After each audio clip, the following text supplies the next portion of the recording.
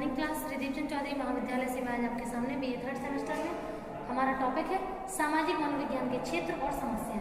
ठीक, तो आज हम इसे देखेंगे। तो यहाँ पे सामाजिक मनोविज्ञान के यही क्षेत्र है और यही समस्याएं हैं। ठीक है, तो क्वेश्चन कोई भी हो आंसर आपका यही होगा। तो यहाँ पे कुछ पॉइंट दिए हुए हैं। फर्स्ट पॉइंट है व्यक्ति के सामाजिक व्यवहार की व्याख्या। आप सामाजिक मनोविज्ञान क्यों पढ़ते हैं? सामाजिक मनोविज्ञान पढ़ने का मेन उद्देश्य होता है समाज में रहकर के व्यक्ति किस परिस्थिति में कैसे व्यवहार करता है, उसके व्यवहार को हम कैसे परिवर्तित कर सकते हैं सकारात्मक रूप में, और अगर नकारात्मक व्यवहार है तो उसको कैसे चेंज करेंगे हम। तो ये सारे पॉइंट जो हैं वो सामाजिक मनोविज्ञान में स्टडी किए जाते हैं। तो फर्स्ट पॉइंट जो बात कर रहा है व्यक्ति के सामाजिक व्यवहार की व्याख्या करना है। इसका मतलब है कि जब जो व्यक्ति है उसके सामाजिक मतलब वो समाज में रह करके अपने आसपास के व्यक्तियों से किस प्रकार से अपने विचारों को आदान प्रदान करता है, कैसे उन किसी विचारों को अपने को समझता है।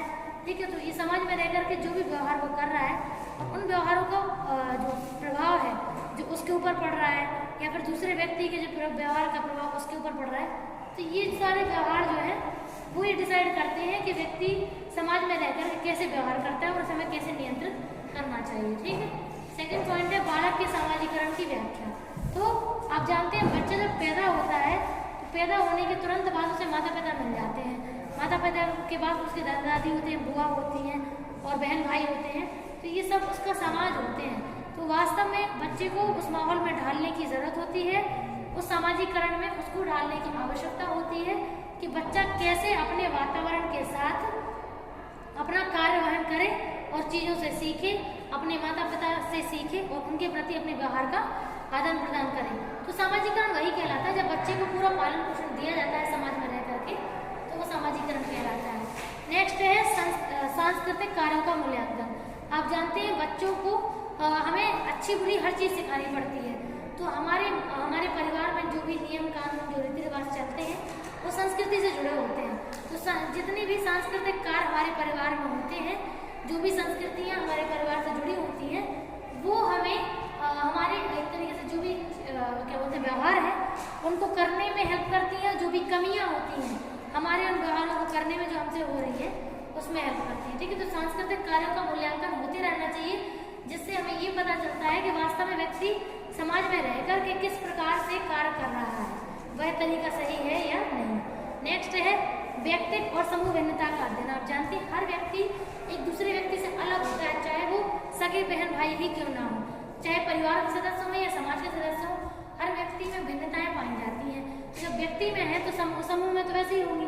तो जो भिन्नताएं व्यक्तियों में हमें देखने को मिलती हैं तो वो एक दूसरे से अलग बनाती हैं।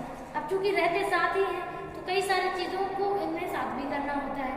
तो भिन्नताएं होने के बाद भी हम चाहते हैं कि व्यक्ति समाज में रह करके ठीक वैसे ही क्रिया करे जैसे अन्य व्यक्ति करते हैं।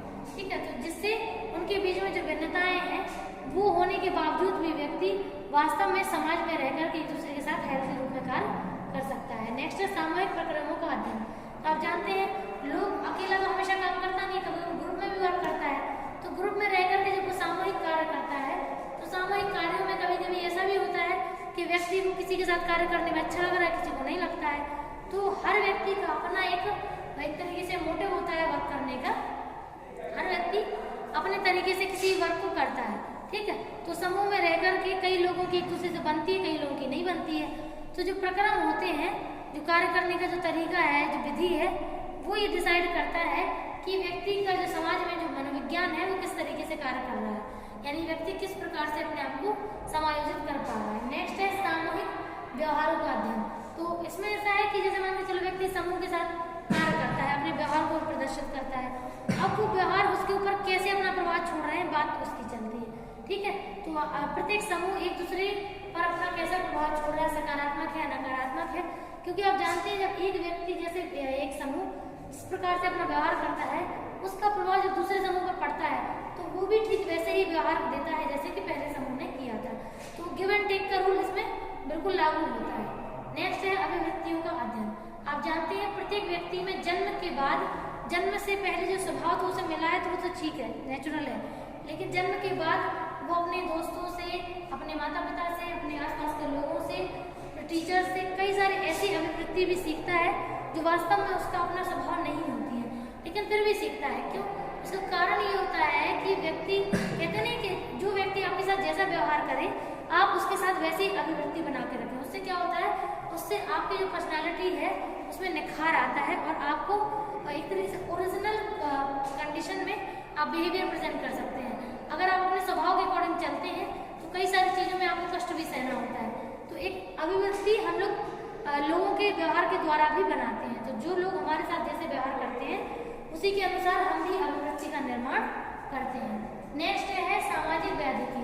तो समाज में रहकर के व्यक्तियों को जितनी बाधाएं उत्पन्न होती हैं, जो समस्याएं आती हैं, जिनके आधार पर व्यक्ति को अपने व्यवहार प्रदर्शित तो वो करता है, लेकिन कई सारी समस्याएं ऐसी होती हैं जिनमें उसको ऐसे समझ नहीं आता है कि वास्तव में समाज में अपने आप को कैसे सही रखे।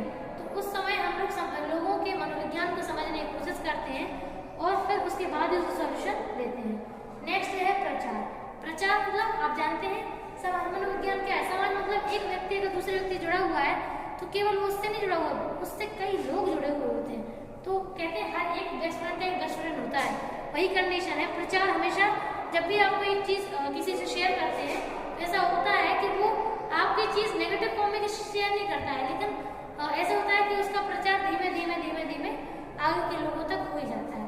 ठीक है, तो प्रचार भी बहुत इंपॉर्टेंट है, जिसमें आप जानते हैं समाज में चाहे वो सोशल मीडिया हो, चाहे फैमिली हो, रिलेटिव हो, एक दूसरे तक एक दूसरे की बातें पहुँची जाती हैं, किसी भी माध्यम के द्वारा पहुँची जाए। और लास्ट है राजनीतिक उपयोगिता। तो आप जानते हैं समाज की सबसे बड़ी उपयोगिता तो राजनीति में है। क्यों? क्योंकि समाज में लोग होते हैं और लोगों से समाज बनता है, उसी से राजनीति बनती है। तो लोग अगर नहीं होंगे, ठीक है, तो हम उनके मनोविज्ञान को समझ नहीं पाएंगे। उनके मनोविज्ञान को जब समझ नहीं पाएंगे तो राजनीति में कैसे उसकी उपयोगिता कर पाएंगे। ठीक है, तो ये हमारे कुछ पॉइंट थे। अगर इसमें आपको कोई भी डाउट हो तो बताइए। Thank you.